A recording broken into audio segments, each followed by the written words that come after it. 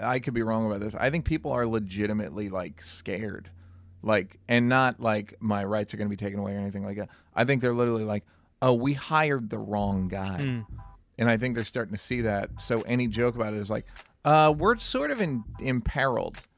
So for you to sort of make light of this idea, like I do, I think it was Jon Stewart said that they're so anti-government, people on the right, that they spent 20 years proving it didn't work by just being intransigent.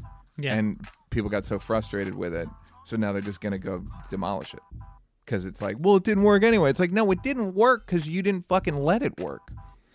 What's really hard is health coverage because, you know, Obamacare set up a template for whether or not it worked. It was a pivot to the government is going to be involved in. Yeah, it could have worked better. That's a prime example of like it should have worked better. It was bogged down and attacked the entire time. Yeah, if states had expanded Medicaid, which was built in for them to do to make it more affordable and make it run smoother, it would have worked better. But tons of states in the South wouldn't. And meanwhile, the states that are the most opposed to Obamacare are the ones that stand to benefit the most 100%. As low-income people, as these, you know, middle-aged, middle earners. Yeah. And so now they can't just disseminate it, and they can't just dismantle it entirely because there's parts of it that the economy is resting on. And if you can't say kids can stay on their parents until 26 and that you can't refuse somebody because of pre-existing. You can't have those two things and get rid of the part that generates the income to support those exemptions. Yes. Well, that's what I personally, well, the thing I was, when they try to dismantle it and either they knock 10 million people off the rolls, 20 or 20 million people off the rolls, or who do you think they're going to blame? Exactly. They're going to blame, it's his name's in the title. I have a hint for you. They're going to blame Obama. Yeah. And they're going to make it seem like it was him and he built it wrong and all this stuff. And it's like, no, motherfuckers, you guys are doing, you made it impossible. You made it unmanageable. So I think, they're going to try to dismantle it. I don't know how they're going to do it, though.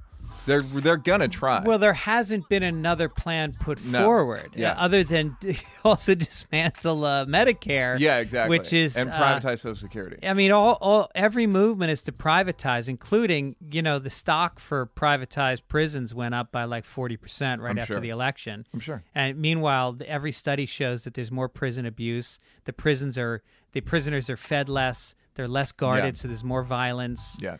And it doesn't save any money, really. No. So well, that's apparently the infrastructure plan that Trump is planning on implementing is all about private investment. So it won't be the government putting up the money and then the states owning the roads and all that shit. It's going to be private investment, and then corporations own the roads and own the water and own all the municipalities. Yeah. That's literally the plan. Yeah. Which just makes the rich get richer. Yeah. Yeah, like and also as they do that, as they privatize, they get rid of any unions because a lot of the government jobs had unions. Well, that's the thing. It's like I almost want to say I don't want to get into it on Twitter with people, but I have like, you can see who follows you, like what their political affiliation is, and mine is like 35% Republican. Yeah. And I want to say like, hey, to Republican followers, are you happy with this? Yeah. Because I kind of feel like they can't be. Right. Like I feel like that you have to be extremely right wing to feel like these appointments are good, and because according to polls, which they may have no validity at all, but according to polls, that 70% of people believe that climate change is man-made and shit like that, and then they appoint only people who don't believe it's true. Talk is cheap, motherfucker.